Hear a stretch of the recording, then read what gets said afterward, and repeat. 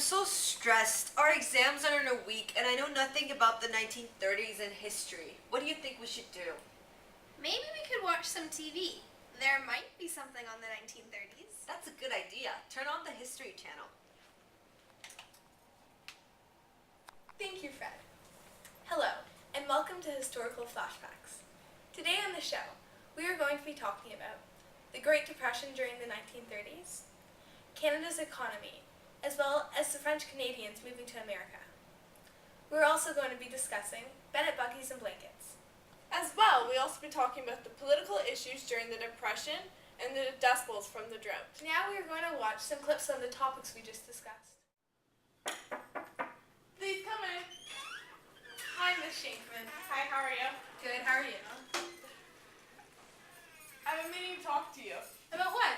Well, you know how our company has not been doing well from the Great Depression? Yes, I've been working overtime. Yeah, but I'm afraid I'm going to have to let you go. Okay. You have to be kidding me. No, I'm sorry. This is the way it is. This is the way I support my family. Company has not been doing well enough. You know what? I've worked hours for you, and you fire me? I'm sorry.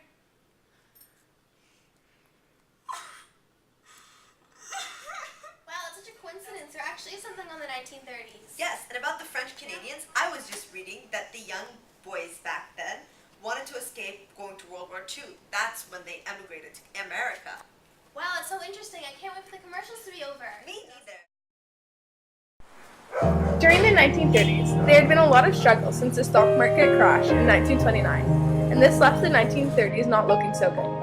There were lots of jobs lost, and people not having any jobs to support their family.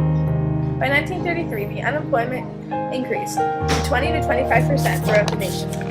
To make matters worse, during the 1930s, there was a drought which led the topsoil to turn to dust and create a dust storm every time there was a gust of wind. This was called the Dust Bowl.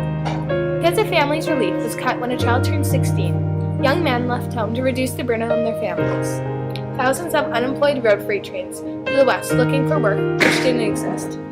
The conservative government of Bennett set up work camps to prevent the growing unrest among this wandering mass of young employed workers.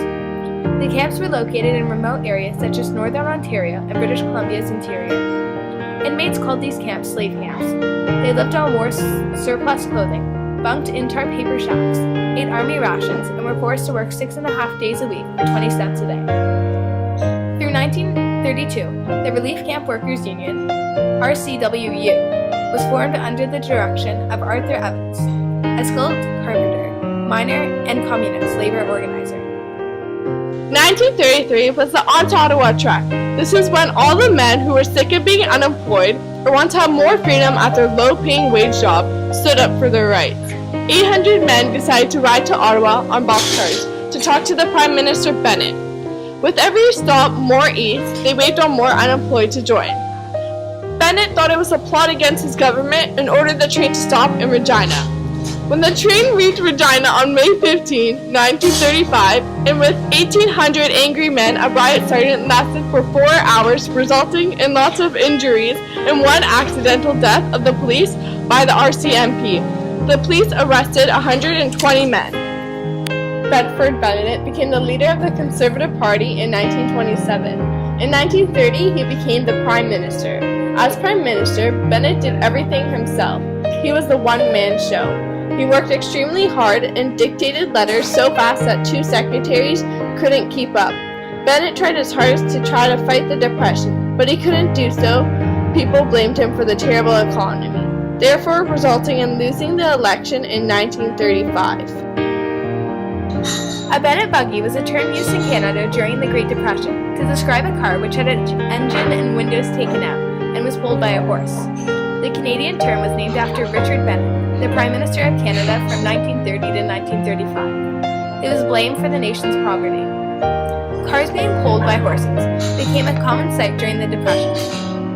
During the boom years of the 1920s, many Canadians had bought cheap vehicles for the first time, but during the Depression, many found that they did not have enough money to operate them. This was especially true in the hard-hit prairie provinces. You have just seen are reenactments of what people had to endure during the 1930s and the Great Depression. I hope you learned a lot about the 1930s on the historical flashback. Thank you, and we'll see you tomorrow when we talk about the baby boom. Bye, Fred. Oh, Jenny, now we don't have to study. I love historical flashbacks. How convenient was that? It was very convenient. And now we're ready for our next week's exam.